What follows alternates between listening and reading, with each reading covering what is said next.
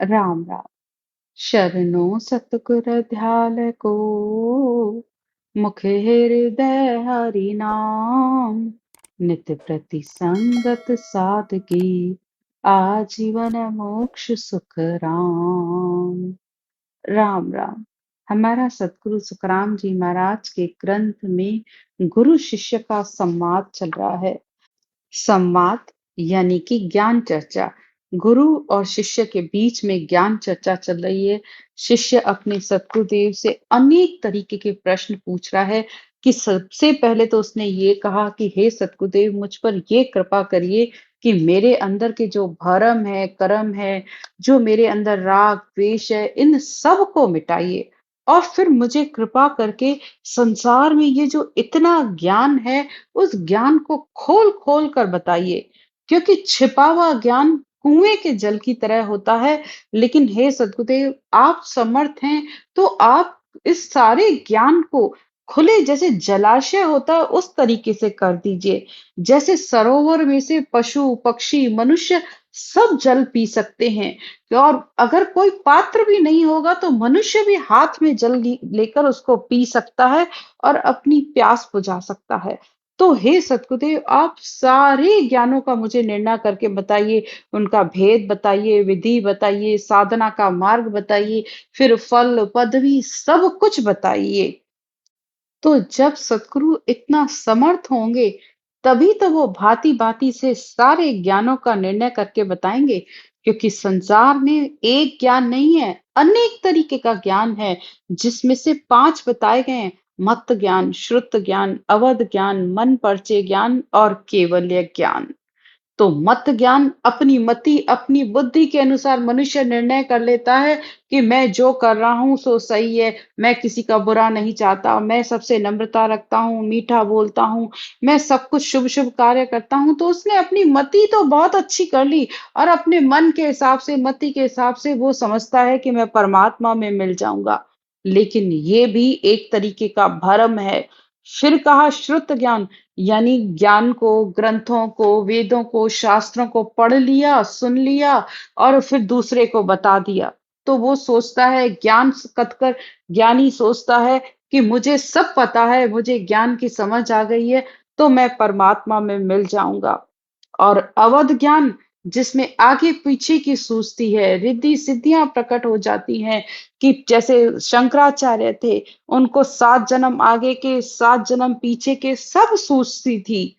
तो इससे भी इस आत्मा का जन्म मरण नहीं छूटता, न ही आत्मा परमात्मा में मिलती है।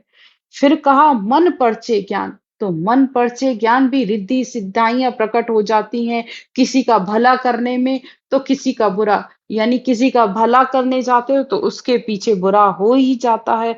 तो शुभ और अशुभ का ताता बनता रहता है, और आत्मा कर्मों को भोगती रहती है, कर्मों के साथ बार बार आ जाती है।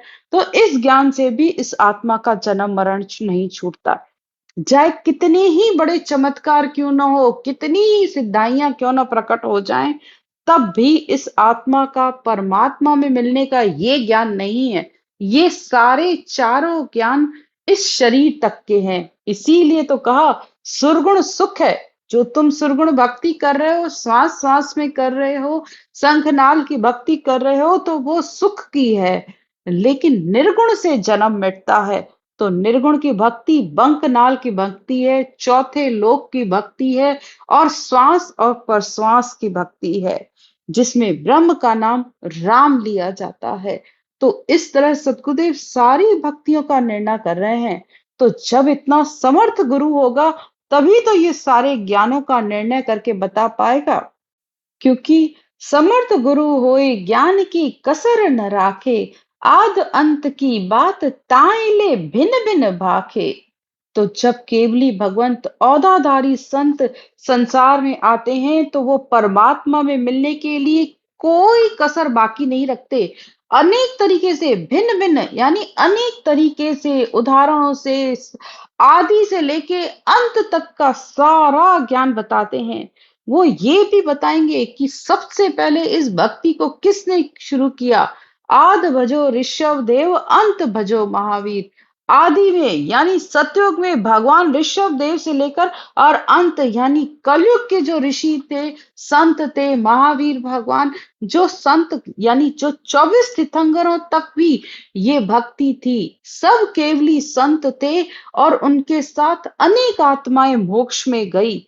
तो वो सारे ज्ञानों का निर्णय करके उसमें बताते हैं कि औधाधारी संत का ज्ञान क्या है, और संसार में 3 लोक का ज्ञान, चौथे लोक का ज्ञान, सारा निर्णय करके वो बताएंगे।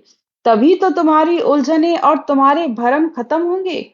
और तुम एक बार नहीं 10 बार उनसे सवाल करो, लेकिन वो तुम्हें न कोई डांट पड़ेगी, न ही कोई तुम्हारी, बल्कि वो तुम्हें धीरज से, धैर्य से हर बात का तुम्हें जवाब देंगे।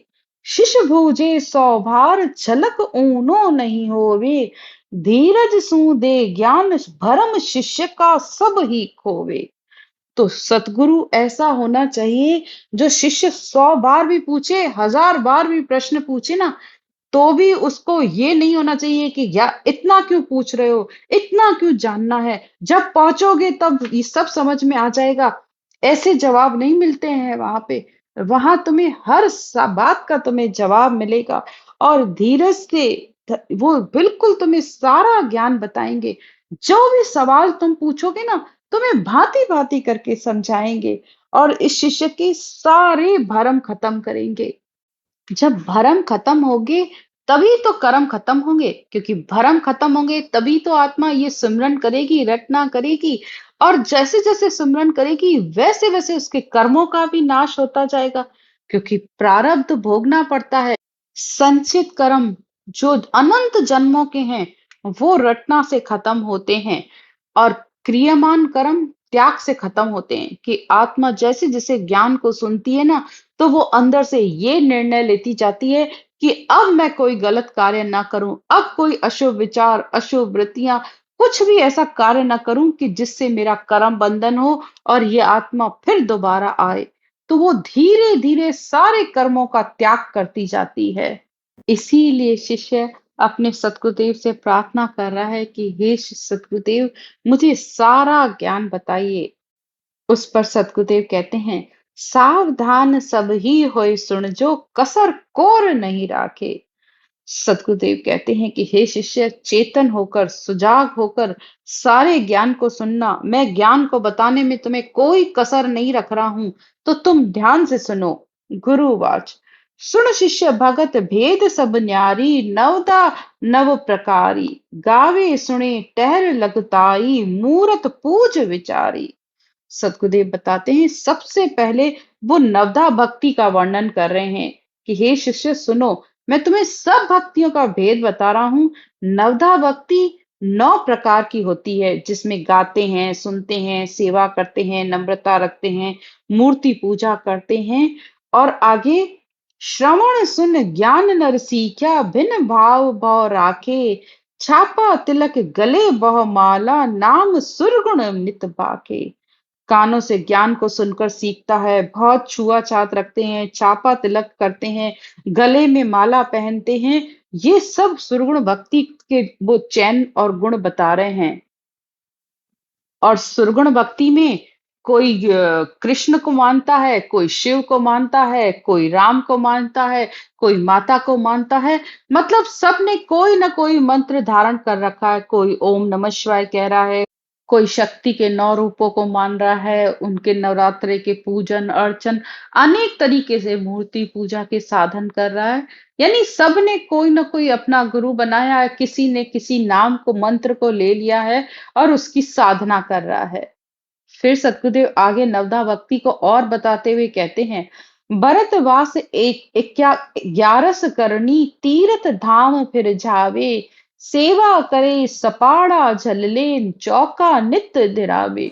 कोई व्रत उपवास करता है, 11 करता है, किसी किसी का ऐसा भारी नियम होता है कि वो 24 ही 11 करते हैं। धामों पर जाते हैं, यानी जहां उनके गुरु के आश्रम बने हुए हैं, धाम बने हुए हैं, तो वहां कोई कोई ऐसा दिन हुआ, त्योहार हुआ, तो वो उस पर जाते हैं, तीर्थों पर जाते हैं, सेवा करते हैं, जल में स्नान करते हैं। गंगा गए तो गंगा में स्नान किया, यमुना गए, यानी अनेक ही तीर्थों पर जाते हैं और जल में स्नान करते हैं। नित चौका यानी कि साफ सफाई शुद्धता का ख्याल रखते हैं। पानी पिए ढोर सु खाचर उतमाई वह क्रिया, यानी कुएं से साफ और शुद्ध जल निकाल कर पीते हैं। अब ये तो पहले की बातें हैं, अब तो कुएं बचे नहीं हैं। तो वो कोशिश ये करते हैं कि अपने घर के मटके में से भी पानी नहीं पीते हैं, क्योंकि अगर उसको किसी ने हाथ लगा दिया तो वो उसको भी नहीं मानते। अपने घर का में घड़ा या अपनी कोई पानी की बोतल अलग रखेंगे, उसमें अलग पानी भर के रखेंगे। अनेक तरीके की शुद्धताएं मतलब रखते हैं। पलंग तक पर भी नहीं बैठते। उत्तमाई वह क्रिया, यानी जमीन पर बैठना है, जमीन पर सोना है, आसन बिछाकर बैठना है, यानी अनेक तरीके के साधन। बेर बेर पानी पग धोवे भावे बार घर फिरिया, और बार बार पानी से अपने पैर धोते हैं। जब भी घर से बाहर जाते हैं तो घर में अंदर अंदर ऐसे नहीं आएंगे, बाहर से नल लगा होगा उसमें से बार बार अपने पैर धोएंगे, फिर ही घर के अंदर प्रवेश करेंगे। और यहाँ तक कि बहुत से लोग जैसे होते हैं ना, कि रसोई में हम चप्पल भी नहीं पहनेंगे, नंगे पैर खड़े होकर काम करते हैं। शील साच संतोष क्षमाकू कर फेरे नितमाला, दया दान देवल नित जानो जहां ता फिरे उपाला। शील रखना, साँच रखना, संतोष, समता, यानी सारे अंग लक्षण को धारण करते हैं। हाथ में माला को पकड़े रखते हैं, हर समय हाथ से माला फेरते रहते हैं। हृदय में दया रखते हैं, दान देते हैं, मंदिर जाते हैं, और जहां कहीं भी जाते हैं तो यहाँ तक कि कोई कोई तो ऐसे नंगे पैर रहते हैं, यानी उनके चलते हैं तो उनके पाँव में छाले पड़ जाते हैं, लेकिन वो फिर भी चप्पल नहीं पहनते हैं।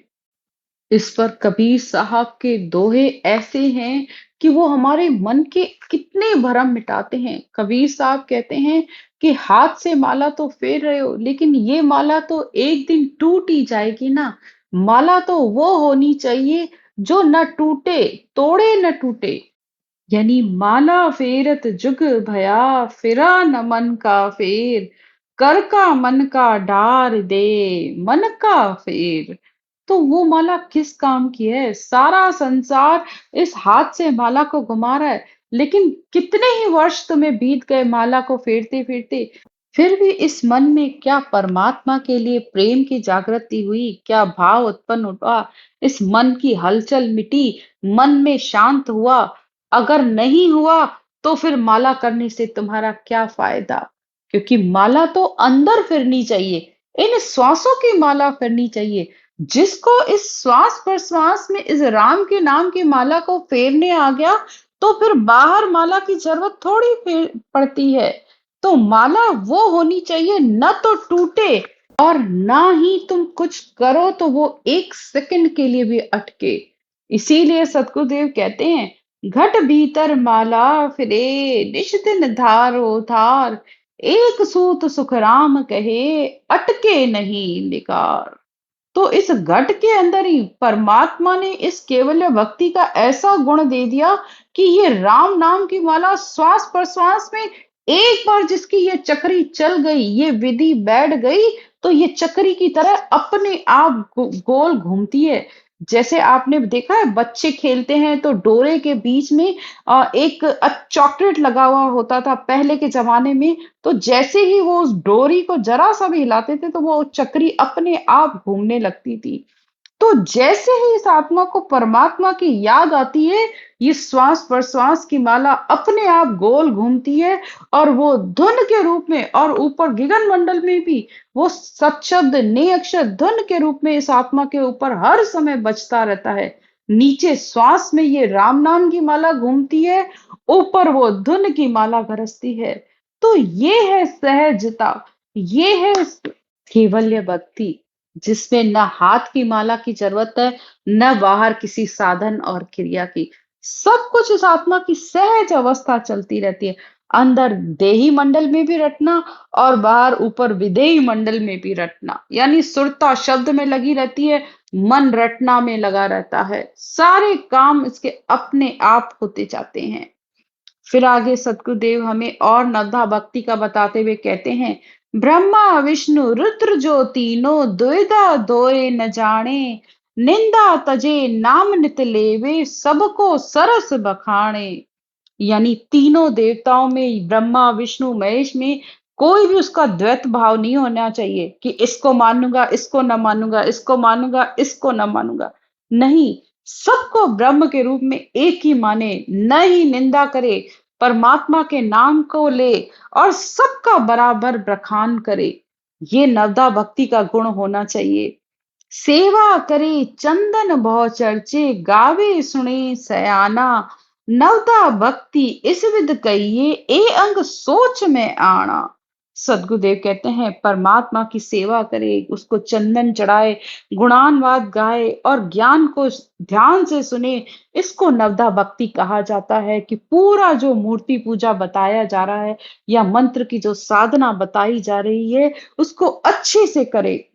ये नवदा भक्ति के गुण हैं, यानी नवदा भक्ति के अंग हैं। इसे अच्छे से समझो। साचे मते होए जन साजे, कसर न राखे काई, तब फल जाए लगे नवधा को, विष्णु लोक के माई।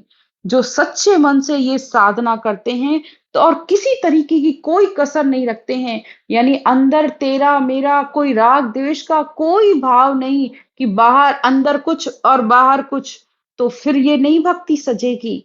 तब नवदा भक्ति करने वालों को विष्णु लोक की प्राप्ति होती है। तो ये नवदा भक्ति का बता रहे हैं कि जो इतनी सच्चाई से नवदा भक्ति को करते हैं तो वो विष्णु लोक में पहुंचते हैं।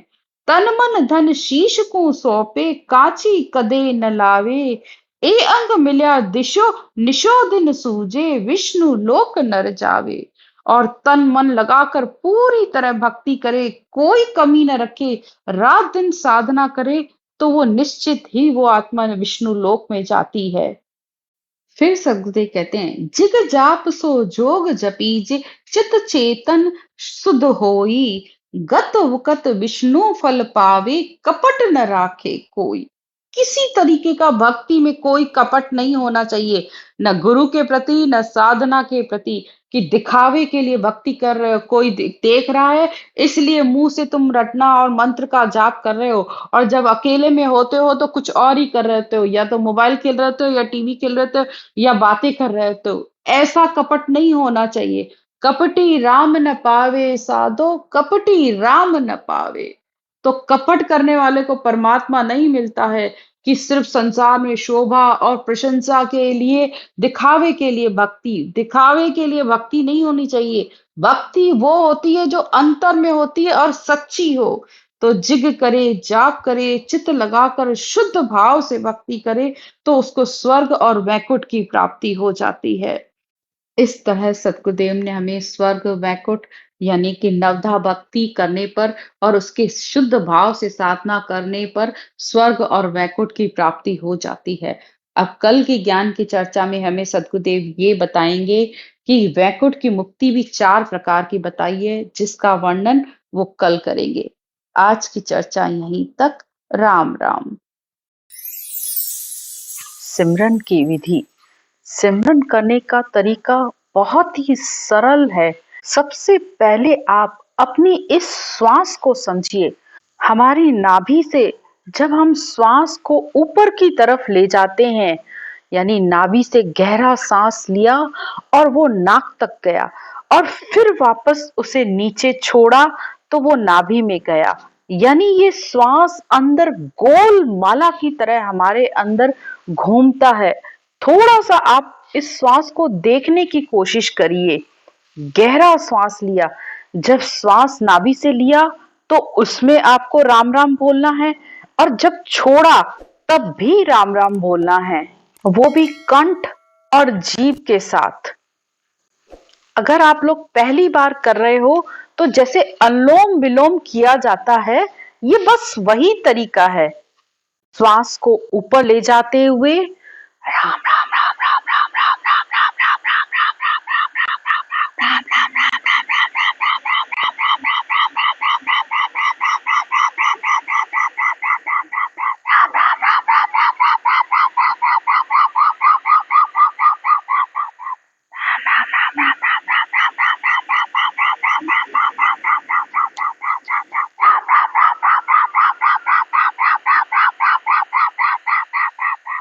श्वास को देखते हुए आपको सिमरन करना है। ये सिमरन की विधि है। जब आप इस तरीके से सिमरन करते हो तो वो सत्शब्द, शब्द ब्रह्म ने अक्षर आकर इस कंठ कमल पर जागृत हो जाता है।